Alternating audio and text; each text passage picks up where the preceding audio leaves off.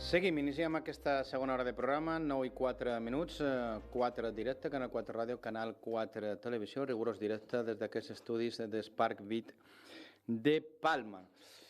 Saludam a continuació, com els comentàvem abans d'aquesta pausa publicitari, en el senyor Roberto García Ceniceros. Ell és el nou president de l'Associació de Jutges Foro Judicial Independent, no?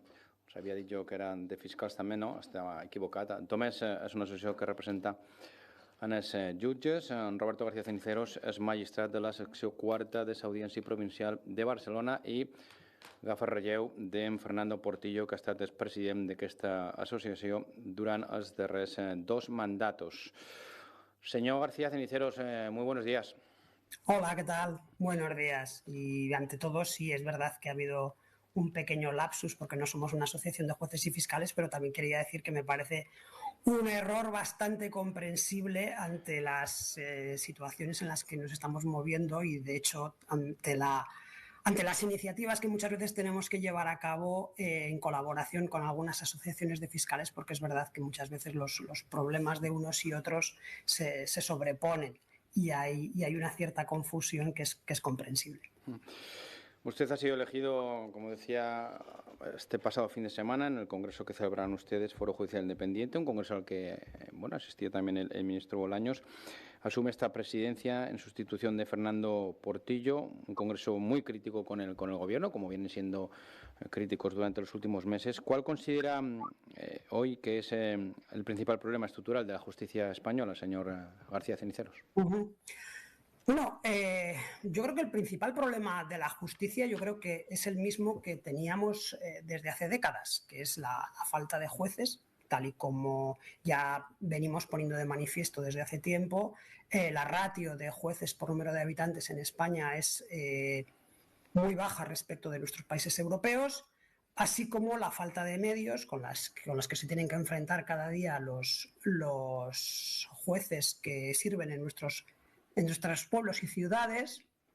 Lo que ocurre es que es cierto que últimamente pues, estos problemas que son eternos pues, se han venido acentuando con una sensación de ataques a nuestra independencia por parte del poder político en general, y no quiero personalizar tampoco en el gobierno, sino en toda la clase política y en la posible erosión que puede tener la imagen de confianza que debería tener todo ciudadano ante sus jueces. Dice usted que esto no solamente es achacable al gobierno actual, ¿no? Al gobierno actual, pero sí que da la sensación de que se ha incrementado, ¿no?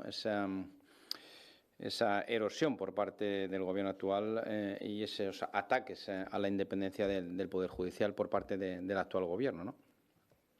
Sí, sin duda, sin duda. Yo, que ya llevo unos años ya asociado, he visto también gobiernos de distinto signo y es verdad que estos problemas y este debate y estas tensiones que siempre han existido entre poderes yo creo que ya se venían viendo. El Poder Judicial tiene que actuar como control, como dique de contención ante los abusos del poder y entonces yo creo que es normal que el gobierno siempre tenga la tentación, el gobierno de turno, del signo que sea, de controlar al Poder Judicial, de domeñarlo, de adoptar las medidas necesarias para que esa función de control no llegue a evitar sus iniciativas o sus actuaciones con total libertad. Pero sí que es verdad, y en eso también debo compartir lo que se dice, que en los últimos tiempos esa sensación ha crecido. Las iniciativas legislativas que ha promovido este gobierno yo creo que son especialmente peligrosas desde nuestro punto de vista en orden a esa tendencia de intentar controlar al Poder Judicial de alguna manera y limitar esas funciones de control que constitucionalmente y democráticamente tenemos encomendadas. Ustedes han anunciado desde esta asociación de jueces, Foro Judicial Independiente, su disposición a activar medidas de conflicto colectivo, incluida la huelga, lo dijeron en este último congreso, si el Ejecutivo mantiene sus reformas. ¿En qué punto se encuentra esa decisión y qué margen de diálogo hay, si es que todavía existe ese margen de diálogo con el Ministerio de Justicia?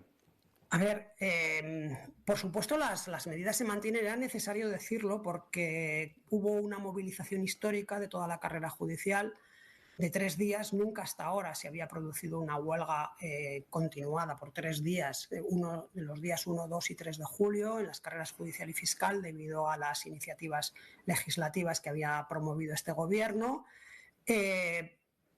Una vez que se llevó a cabo esa movilización desde nuestro punto de vista con todo éxito, pues entramos en un periodo de impasse. No sabíamos si el gobierno pues iba a intentar negociar de alguna manera con nosotros, y no, lo que ha estado haciendo este gobierno, y eso ya lo sabemos todos, es intentar negociar con otros grupos parlamentarios pues la forma de llevar adelante estas iniciativas. Lo que ocurre es que por ahora, ha chocado con el problema de ser minoría en el Parlamento, y por lo tanto la tramitación, hasta donde nosotros sabemos, está paralizada.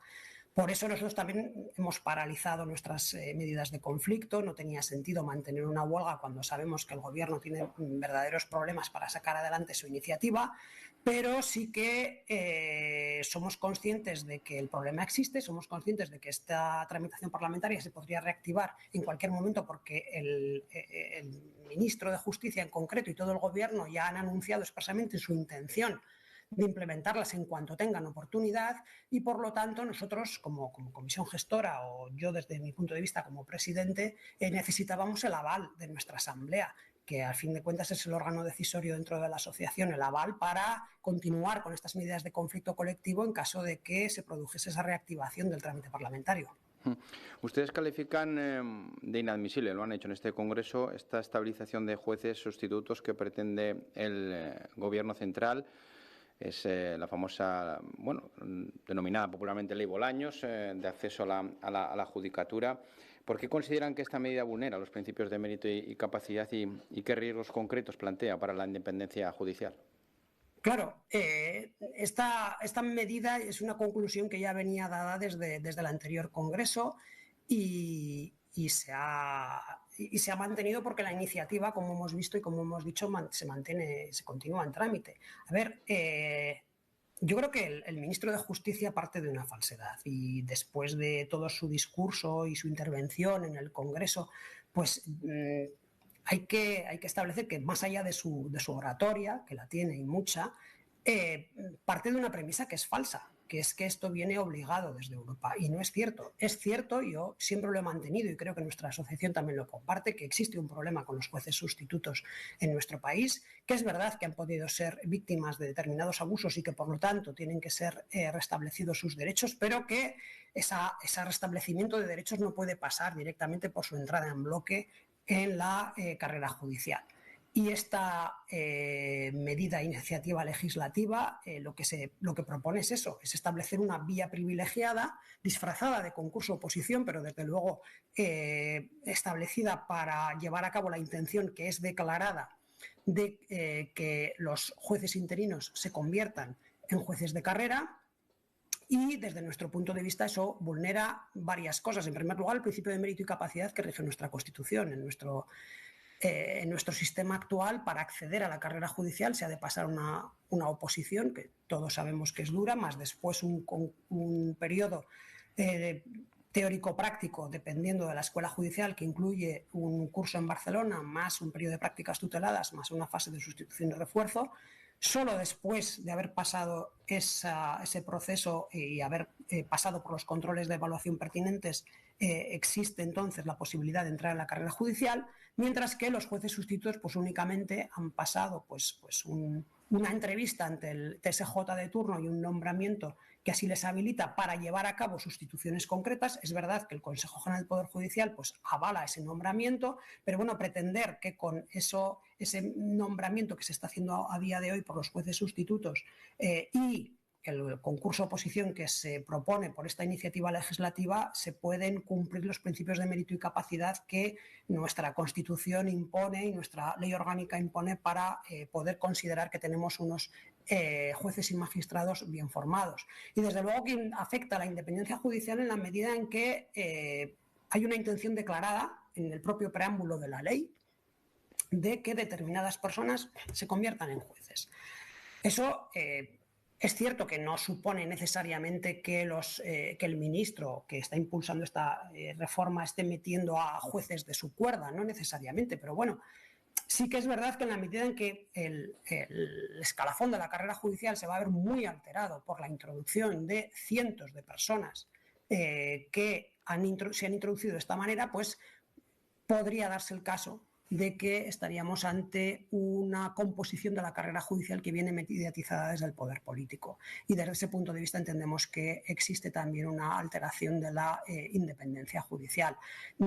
Aparte de que también, y esto también lo hemos reiterado por activa y por pasiva, existe una clara vulneración de los derechos profesionales y laborales de las últimas promociones de jueces, en la medida en que, por mucho que la ley diga que estos jueces sustitutos, en caso de incorporarse a la carrera judicial, lo harían por la cola en el escalafón, yo creo que eso también sería muy discutible, puesto que si se está diciendo que se quiere estabilizar a un cuerpo de sustitutos, no dudamos mucho de que por ley se pueda privar a estas personas de su derecho a la antigüedad. Creo que hay una incoherencia brutal. Como digo, es que se parte de una premisa falsa, que esto viene obligado por Europa. No es así. Yo creo que aquí el Ministerio de Justicia está creando un mecanismo de introducción de jueces sustitutos en la carrera judicial ad hoc, creando su propio sistema mediante este concurso oposición, que desde luego tampoco vendría obligado por las instituciones europeas, haciendo que determinadas personas entren por una vía privilegiada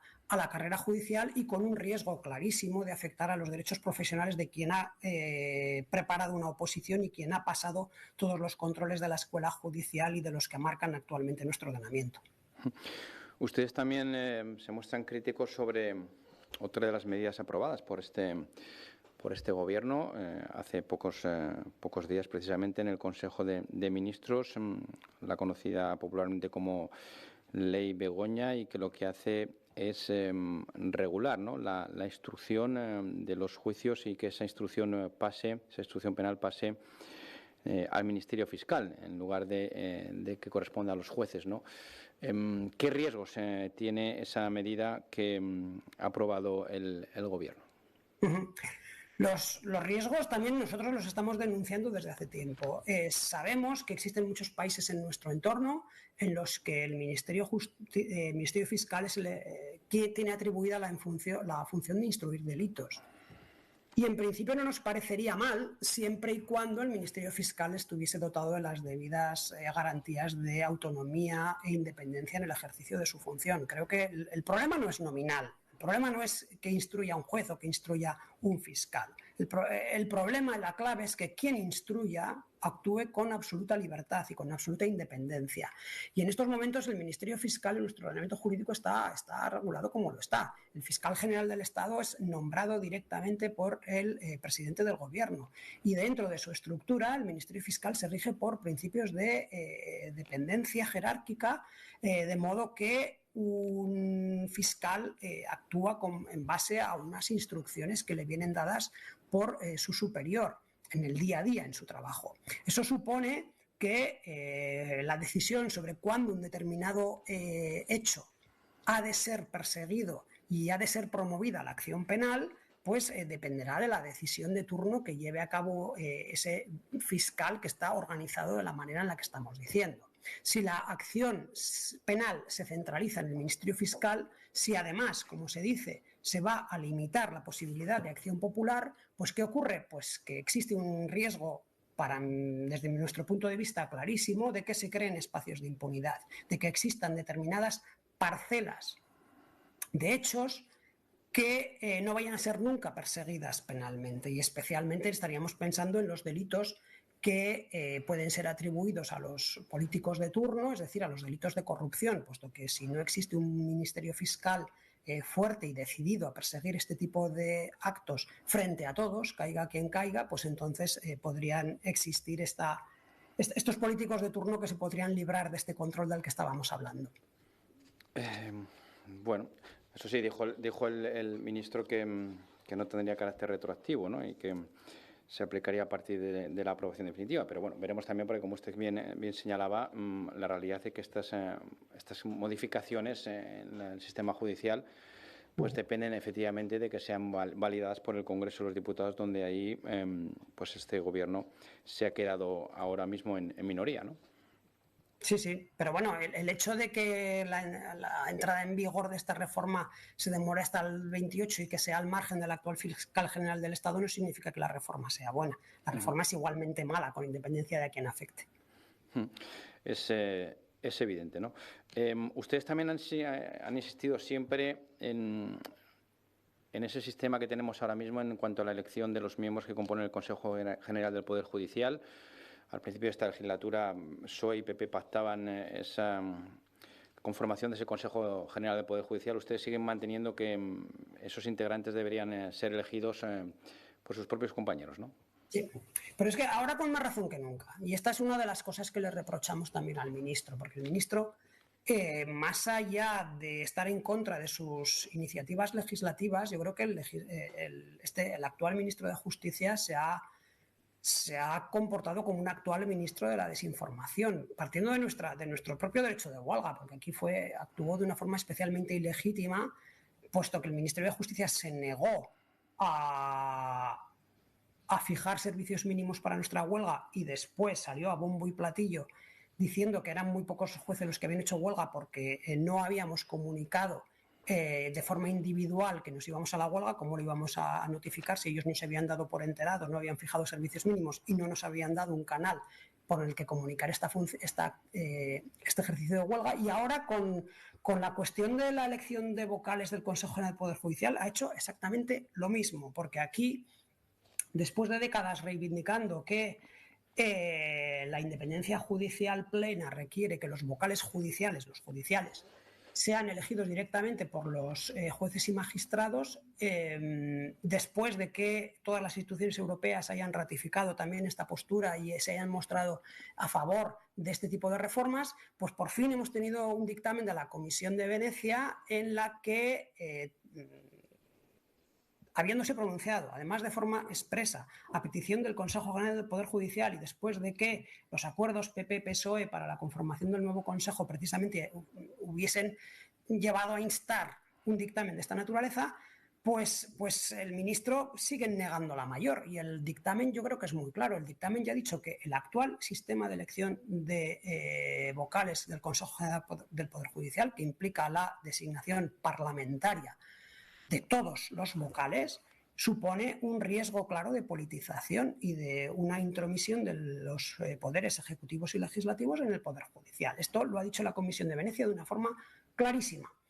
Y sí que se ha pronunciado de que el método ideal es la elección de los vocales judiciales de forma directa por los propios jueces y magistrados. Y sí que ha dicho, es verdad, que esa elección tiene que adoptarse con ciertas garantías, que por cierto se ajustan mucho a la proposición que Foro Judicial Independiente y la Asociación Judicial Francisco de Vitoria venimos promulgando desde hace años en un proyecto de reforma y en un modelo de elección que Foro Judicial Independiente y yo personalmente trasladamos a todos los grupos parlamentarios en su época para que lo tuviesen en consideración y que ahora, desde nuestro punto de vista, la Comisión de Venecia ha avalado. El ministro de Justicia, sin embargo, pues se niega y continúa interpretando a su manera el dictamen de la Comisión de Venecia, diciendo lo que no dice y no diciendo lo que realmente dice. Y entonces, en ese sentido, yo creo que es realmente grave la actuación del ministro de Justicia, como digo, no solo por sus iniciativas legislativas, que obviamente son a las que obviamente nos oponemos, pero también por la forma en la que se pronuncia tanto respecto del Poder Judicial como en la forma en la que se dirige a la ciudadanía, transmitiendo información que desde nuestro punto de vista es rotundamente falsa.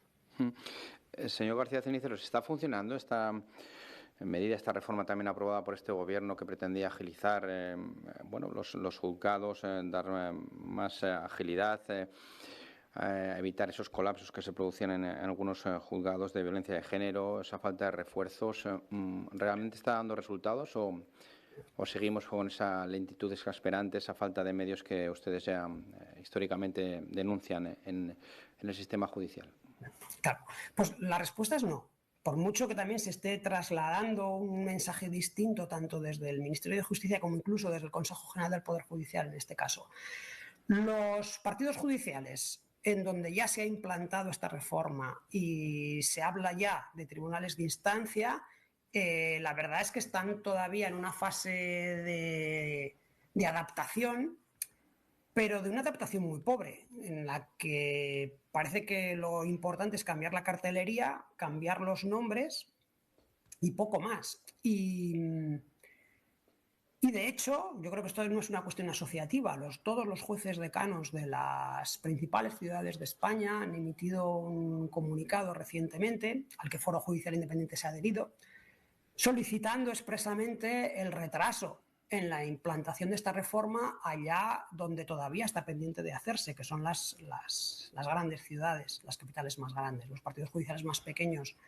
donde existían juzgados mixtos, pues están haciendo lo que pueden para sobrellevar este tsunami, porque realmente se está cambiando la reforma, se está obligando a cambiar las funciones de los funcionarios de turno, donde existían tantas oficinas como juzgados, ahora existe una única oficina con una redistribución de funciones, sin llevar a cabo las reformas adecuadas, sin que los juzgados estén todavía debidamente informatizados. No se puede cambiar un modelo de oficina judicial cuando todavía estamos funcionando en papel.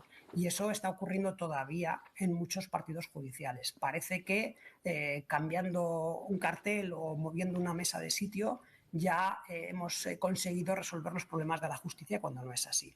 También en este sentido yo creo que los mensajes que se trasladan desde el Ministerio de Justicia son especialmente desalentadores.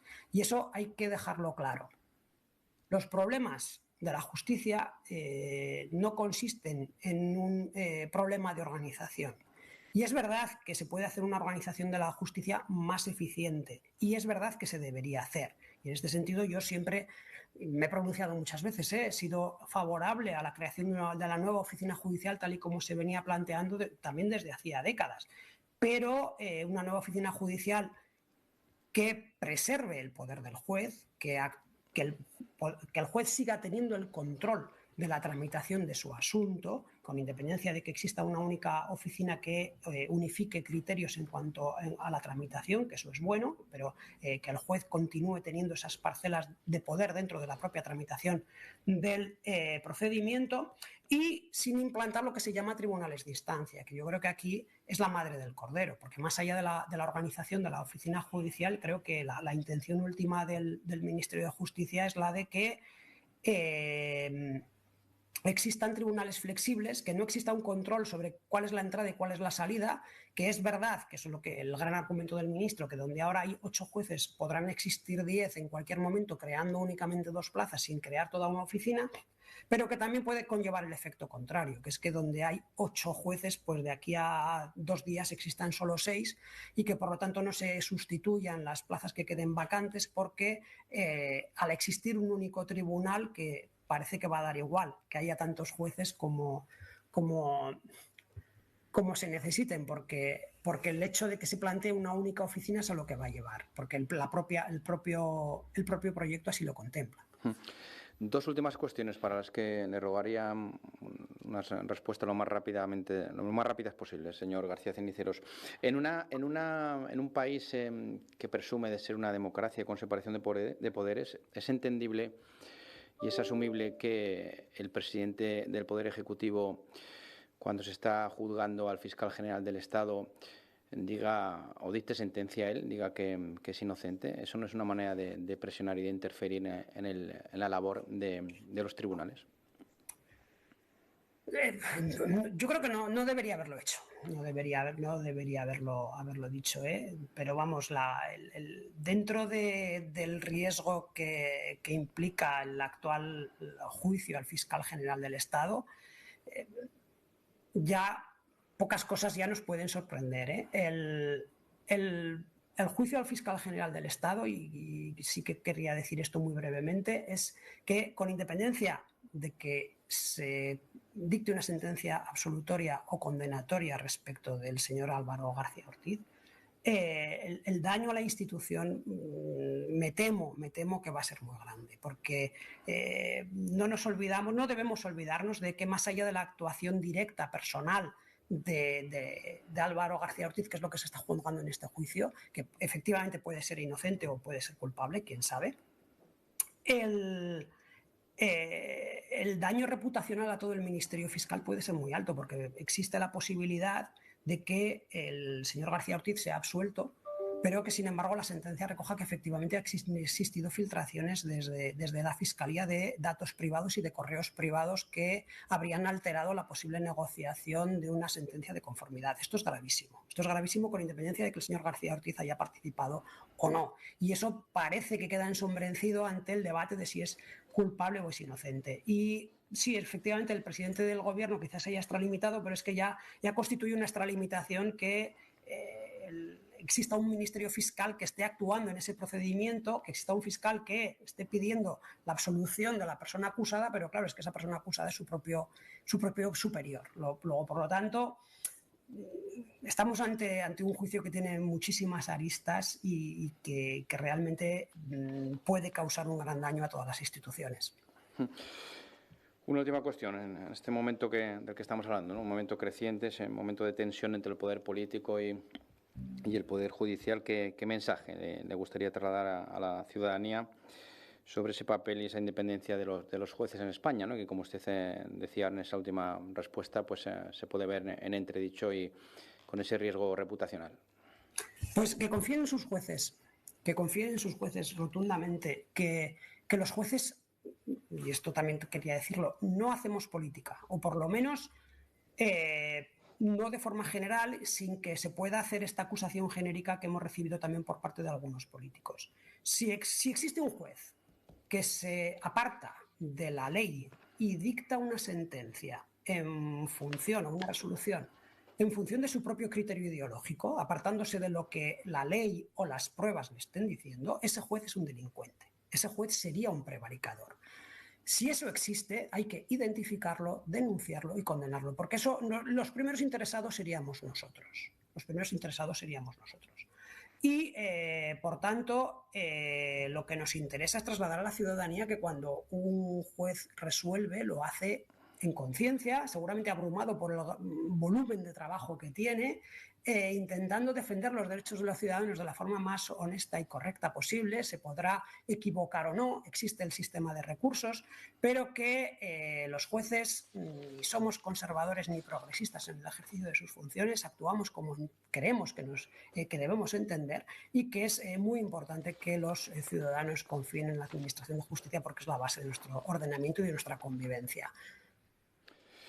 Muy bien, pues le agradezco sus palabras y este tiempo al señor Roberto García Ceniceros, magistrado de la sección cuarta de la Audiencia Provincial de Barcelona, y desde hace muy poquitos días es el nuevo presidente de la Asociación de Jueces Foro Judicial Independiente. Gracias por este tiempo, señor García Ceniceros. Suerte en esa nueva andadura y seguiremos hablando. Que vaya todo muy bien. Un saludo. Muchas gracias a vosotros. Un saludo. Un saludo.